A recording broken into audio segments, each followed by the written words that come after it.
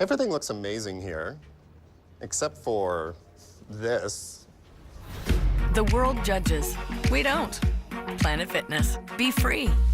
Rush hour traffic, don't you just love it? The roads are not too bad, but there is a stall. The world judges. We don't. Planet Fitness. Be free. Join Planet Fitness for only $1 down, now through Wednesday, March 14th. Developing tonight, a meeting by May and a step towards denuclearization, what President Trump is saying now. Obama re-entering the spotlight, the breaking details about a possible Netflix project. A celebration of women. And what this date could mean for the future of an iconic statue. Now, ABC 7 News at 11, on your side. And first at 11 o'clock, breaking details on a very big story about a meeting between North Korea and the United States. The surprising announcement coming after President Trump made a rare appearance today in the briefing room saying there was big news coming, certainly very big news. Tom Rousey here now with a closer look at what this announcement means, Tom. Yeah, it's huge news, Nancy and Jonathan, and frankly, it's shocking a lot of people. Some people feel like the sanctions are finally getting to the leader of North Korea, but whatever the reason is, it appears he really does want to meet with President Trump. Tonight at the White House, South Korea's National Security Director said Kim Jong-un told his country this. And he expressed his eagerness to meet President Trump as soon as possible. While in office, no American president has ever met with a North Korean leader. But in this case, President Trump appreciated the briefing and said he would meet Kim Jong-un by May to achieve permanent denuclearization. it was a stunning announcement following a year in which relations between the U.S. and North Korea, which are technically still at war dating to the 50s, went downhill. Now it appears President Trump will meet the man he's derided as Little Rocket Man. The announcement was so shocking, just hours earlier, it appeared the Secretary of State didn't even know about it. We're a long ways from negotiations. But the White House press secretary later wrote he will accept the invitation to meet with Kim Jong-un at a place and time to be determined. We look forward to the denuclearization of North Korea. In the meantime, all sanctions and maximum pressure must remain. And Kim Jong-un also agreed to stop, at least for now, his nuclear and missile testing. And President Trump, if you look in the middle of this tweet right here, he referenced that in this tweet that he sent out tonight, Michelle. All right, Tom, also new tonight, reaction pouring in to President Trump's authorization of new tariffs on imported aluminum and steel. Republican House Speaker Paul Ryan tweeting in part, "I disagree with this action and fear its unintended consequences.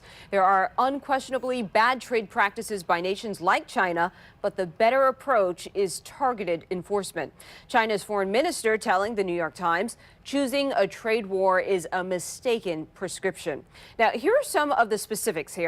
These tariffs will take effect in 15 days. Canada and Mexico are exempt. There will be a 25% tariff on imported steel and a 10% tariff on aluminum. The president calls this a matter of necessity for national security. Nancy. Michelle, thank you. And we are on Storm Watch tonight with the aftermath of the latest big storm to hit the Northeast. Tens of thousands of people still without power tonight as a result of yesterday's nor'easter. And it was the second nor'easter to hit that region in less than a week. That storm also caused numerous outages and power crews. They are still catching up. What progress had been made has been, to the greatest extent, undone and made worse in places.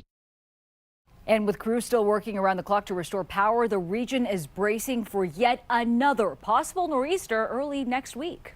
And good evening, everyone. We are looking at that system potentially affecting us. We're going to talk about it coming up. Notice tonight, things are fairly quiet. A few lingering snow showers up near Hagerstown, the Mason-Dixon line, and areas a little bit farther to the north. And then you go back to the west, there's more of that. Otherwise, we're pretty quiet tonight, just chilly. Temperatures going to lead. We got 33 by 3 o'clock in the morning. You walk out the door 6, 7 o'clock tomorrow, pretty much everybody's at or below freezing. Going to be a chilly start and a chilly day across the board. We'll break that down and look at that system coming up here in just a few minutes. Bill, we'll see them thanks President Trump's former campaign chairman Paul Manafort will stand trial this summer in Virginia on money laundering and bank fraud charges. He pleaded not guilty today to charges of hiding $30 million from the IRS, money he earned advising pro-Russian politicians in the Ukraine.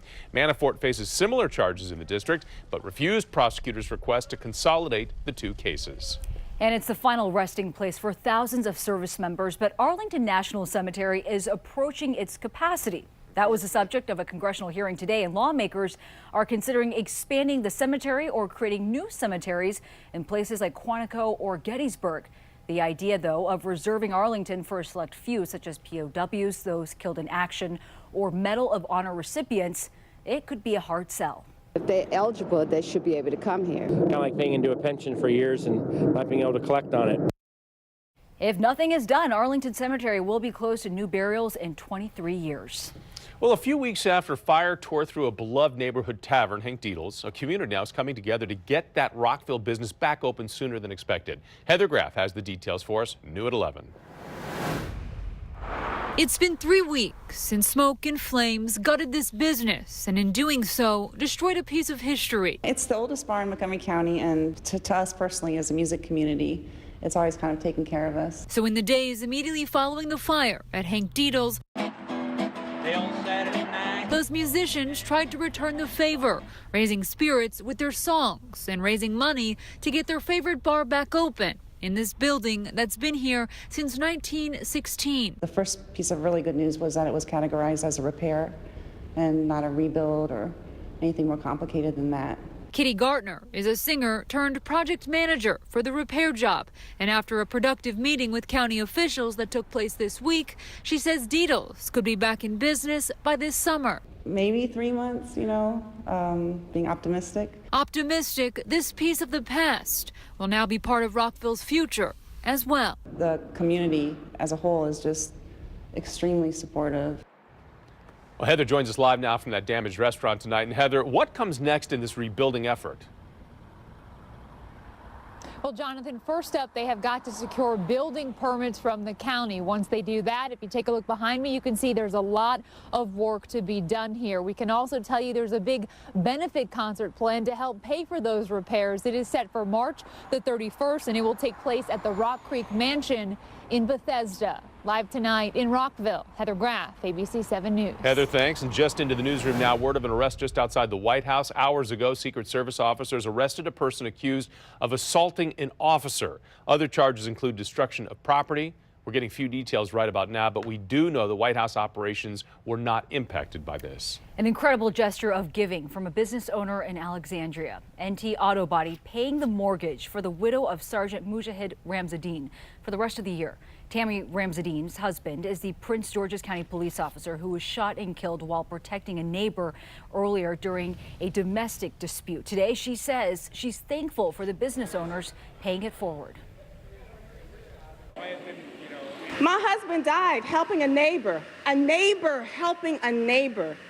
And that's the story here. Mike and Rob, you're a neighbor helping a neighbor, just like my husband did. Mrs. Ramzadeen also urged lawmakers to change laws protecting innocent people from gun violence.